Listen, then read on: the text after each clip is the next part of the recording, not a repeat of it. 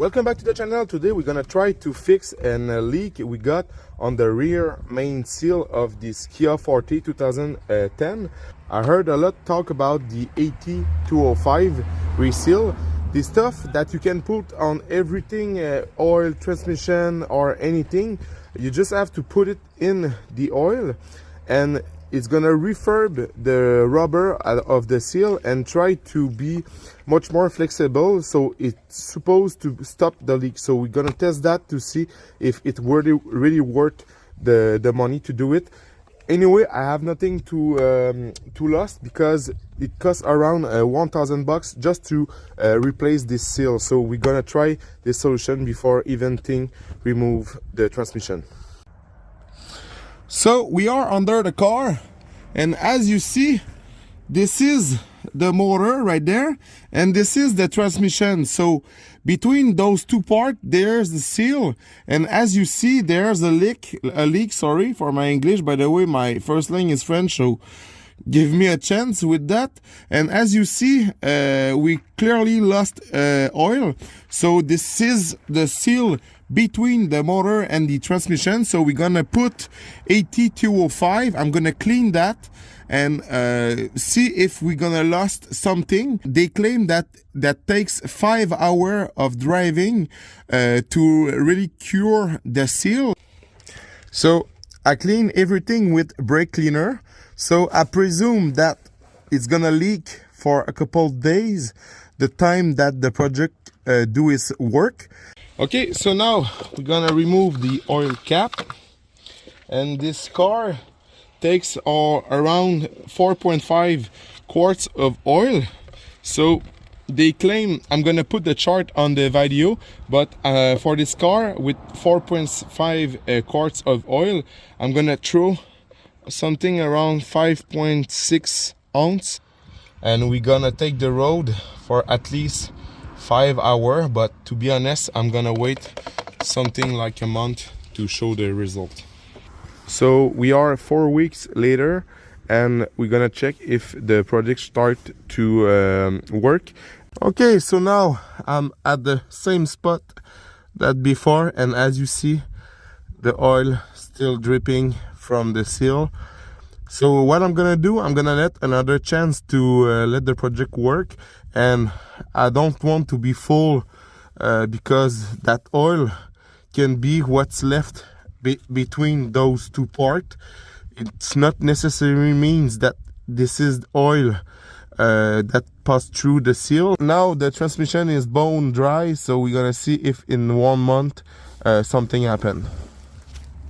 So now we are a couple of weeks later. I'm gonna see if the project work this time.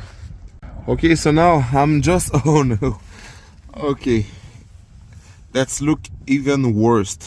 And now I have some concern because this car didn't got a lot of mileage, and it's been well maintained during those years, and I have a suspicion now on the PCV valve system. If this valve fails and gets stuck closed, you can have a lot of pressure inside of the crankcase that will result to push a lot of pressure to the crankshaft seal between the transmission and the engine.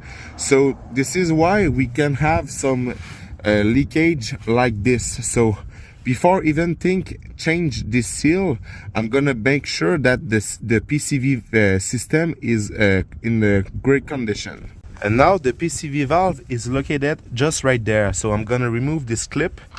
Okay, so this is the PCV valve. First, you want to hear the click noise.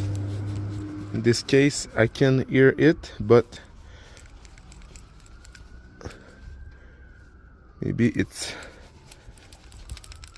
okay. The concern I have is that the pressure inside of the engine cannot be evacuated because the valve was in the position stuck. My friend got a problem a few weeks ago because he tried to start the car, and it had a rough idle and the car stalled. So he tried to put the gas at the maximum and start the car, and the motor rev a lot at the maximum, and doing this solved the problem. I have a suspicion that something was inside of the PCV valve, and this high pressure caused by the full throttle remove the thing that should clog this PCV valve. And I think that at this moment the PCV valve was in stock open, so non-monitored air comes inside the engine. So in this case, this is why the car starts to rough idle, because it cannot control how much fuel it needs to run smooth and fine. So I think this PCV valve was the issue, but actually we still got a leak on the crank seal. So what I'm gonna do, I'm gonna change this PCV valve to see if it was the problem, but I blow air and this PCV valve actually seems to be good. My conclusion is that the AT-205 can work, because I check a lot of review on Google and on YouTube, and it seems to work well. But in this case, I cannot prove that the project cannot work, because I highly doubt about this PCV system, because when you got a lot of pressure inside of the crankcase, it's gonna force the oil to pass through the seal. So I presume this is why that happened. And the second thing makes me doubt about this PCV system is the fact that a few weeks ago the car started to run really rough without any check engine, without anything, and just full throttle repair the engine. So this is weird. So I'm gonna replace this PCV valve to see if we got some benefit, but actually I test it, and for the moment it seems to be good.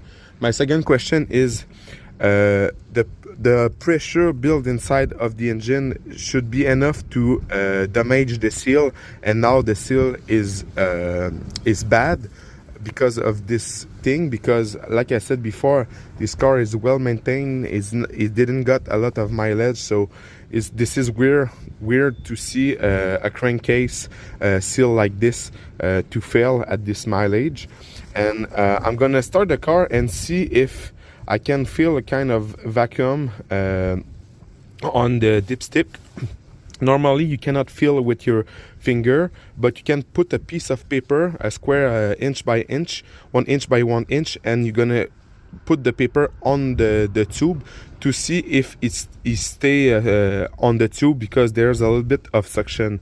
If the paper won't stay there, this is because you got air coming out of the dipstick, and you don't want that, because that's mean that you got a lot of pressure inside of the case, because this tube is reliant to the crankcase.